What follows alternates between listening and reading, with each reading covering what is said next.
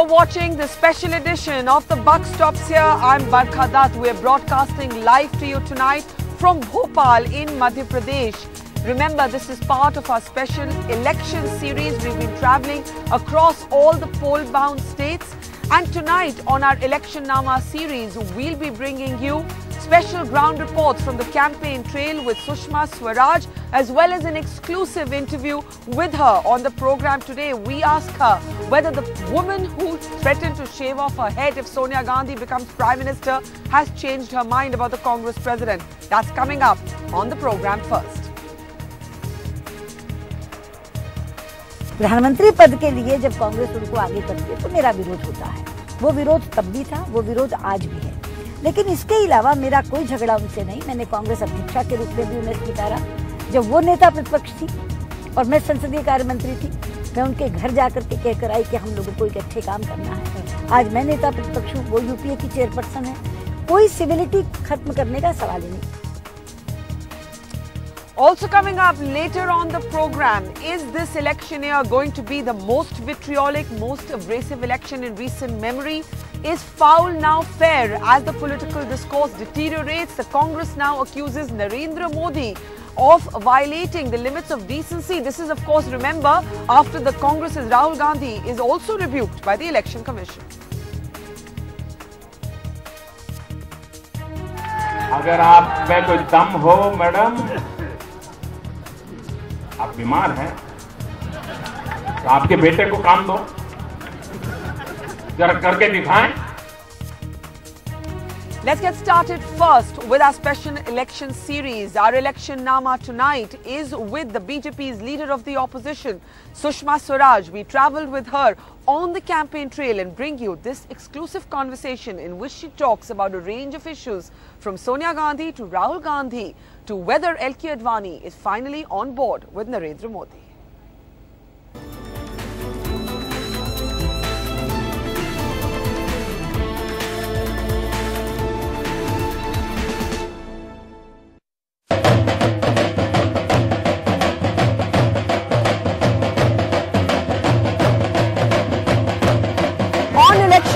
Today, she's here to campaign for the Madhya Pradesh Chief Minister Shivraj Singh Chauhan in her own constituency of Vidisha.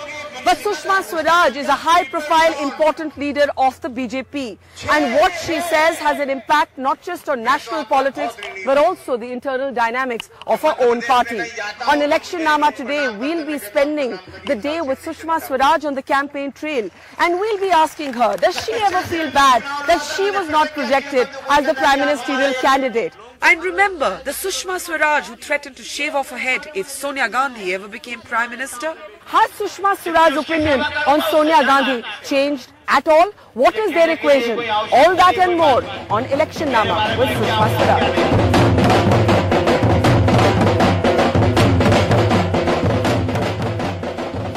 She was just 25 when she became the country's youngest ever state cabinet minister in 1977. Today, after a 36-year career in politics and 6 terms in parliament, the heat and dust, the noise and chaos of elections do not seem to disturb the calm confidence of Sushma Swaraj.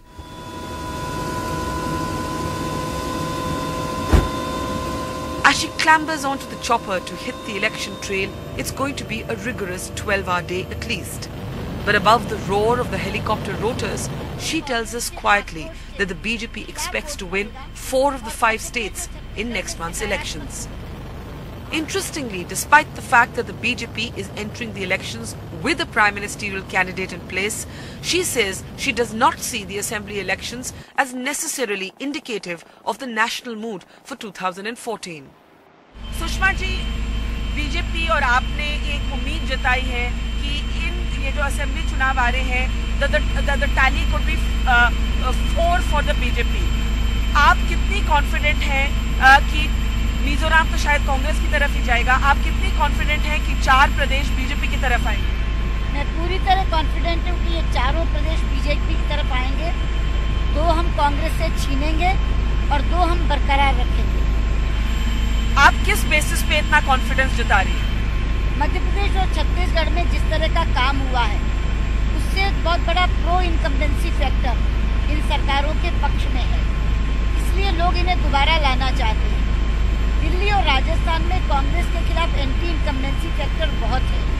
Delhi में तो 15 साल से वो राज कर रहे हैं और अब लोगों को लगने लगा है कि बहुत आक्रोश में है लोग उनके गुस्से। और राजस्थान में भी जिस तरह 5 साल सरकार चली है, आखिरी के 6 महीने में उन्होंने पिटारा खोल दिया, लेकिन 4.5 साल उन्होंने सुध नहीं ली लोगों की। तो दिल्ली और राजस्थान में कांग्रेस के आक्रोश के खिलाफ वोट पड़ेगा और मध्य प्रदेश और छत्तीसगढ़ में सकारात्मक वोट पड़ेगा। आपको याद है 1998 में आपने बात की किस तरह से बीजेपी दिल्ली में चुनाव हारी, और अब आप कह रही हैं कि एक डिवाइन जस्टिस होगा और शीला दीक्षित भी एक अनियन इलेक्शन फेस करने वाली है। ये बिल्कुल सही है, क्योंकि मेरे चुनाव में शीला जी ने प्याज को मुद्दा बनाया था। वो स्वयं प्याज की माला पहन के निकलती थी, लेकिन इस समय जब कार्यकर्ता भाजपा के या अन्य पार्टियों के प्याज की माला पहन के निकलते हैं तो उनको गुस्सा आता है। तो मैं कहती हूँ कि ये तो दैवी न्याय है, डिवाइन जस्टिस है कि प्याज पर हमारी सरकार गई थी, प्याज पर आपकी सरकार जाएगी। जिस तरह की आप प्रो इनकम्बेंसी की बात कर रही हैं शिवराज चौहान और रमन सिंह के बारे में, तो वही प्रो इनकम्बेंसी कांग्रेस कहती है शीला दीक्षित को भी एडवांटेज होगा। वो एडवांटेज उनको 3 बार मिला, वो प्रो इनकम्बेंसी का एडवांटेज 3 बार मिला, लेकिन इस बार भयंकर एंटी इनकम्बेंसी है, स्ट्रॉन्ग वेव है कांग्रेस के खिलाफ दिल्ली में।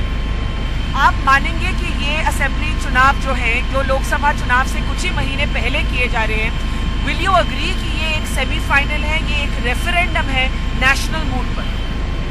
देखिए, लोकसभा और विधानसभा में लोग एक तरह से ही वोट करें ऐसा होता नहीं है, इसलिए ये जरूर है कि चुनाव परिणामों के बाद एक तस्वीर सामने आएगी, लेकिन चुनाव परिणाम लोकसभा के और विधानसभा के बहुत बार बहुत फर्क होते हैं।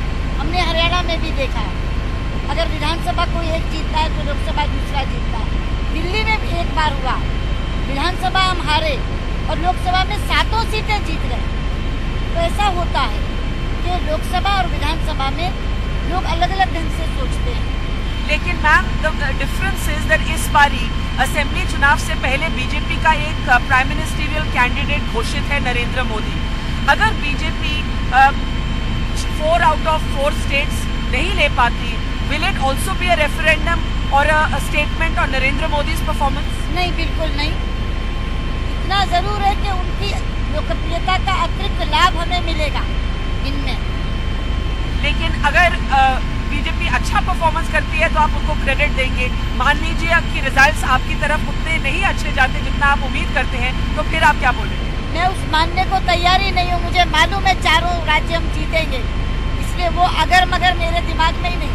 हम 4 राज्य जीतेंगे। But you don't expect it, you don't accept that it's a referendum on the national mood? I don't accept it.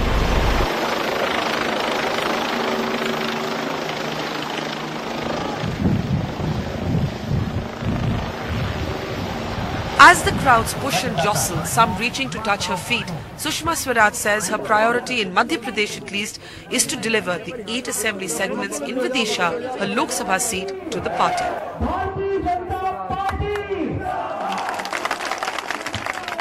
एक ही चीज मांग रही हूँ कि आप पूरी झोली में 8 सीटें डाल दो और मैं शिवराज जी की झोली में 8 सीटें। Her speeches focus on development, governance, local issues like wheat production, electricity supply and the state of the roads. She makes an emotional pitch to the villagers to not let her down.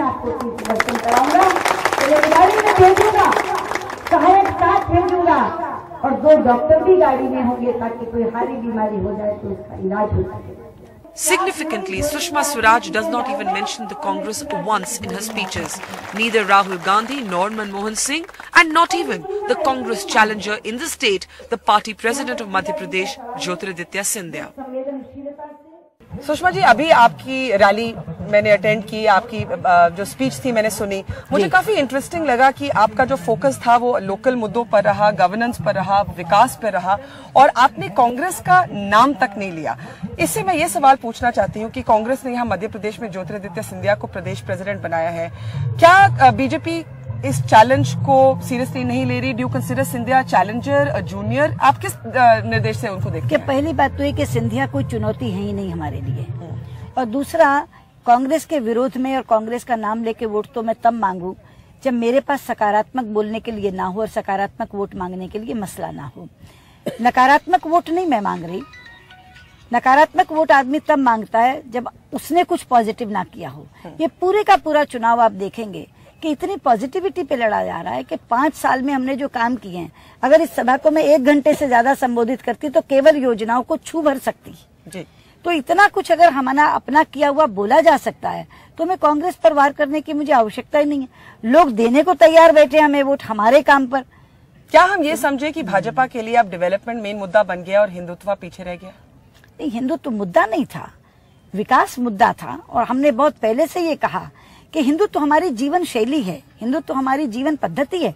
उसे हमने कभी चुनाव के दांव पर नहीं लगाया और विकास हमेशा से हमारा मुद्दा रहा। एनडीए की सरकार में भी 2004 में आपने देखा होगा तो हमने अपने किए हुए कामों पर ही वोट मांगा और यहाँ भी हम अपने विकास पे वोट। पर अमित शाह यूपी जाके तो अयोध्या की बात अभी भी करते हैं जो आपके सीनियर। मैं आज मध्य प्रदेश के और इस चारों राज्यों के चुनाव की बात कर रही हूँ। Here in Madhya Pradesh, Sushma Swaraj says there's no need to run a negative electoral campaign. But elsewhere in India, the political discourse seems to be deteriorating to a new vitriolic level. Whether it's Rahul Gandhi, who's been sharply rebuked by the Election Commission for accusing the BJP of inciting communal riots, or the Samajwadi Party's Naresh Agarwal, who's made a vicious swipe at Narendra Modi, saying a tea vendor cannot be Prime Minister, or Narendra Modi himself, who's been now accused by the Congress of crossing the limits of decency by bringing up Sonia Gandhi's illness in his election speech. The build-up to 2014 could be one of India's most abrasive campaigns in recent memory. On the campaign trail, Sushma Swaraj tells us politicians are rivals, not enemies. Electoral aggression, she says, need not be indecent.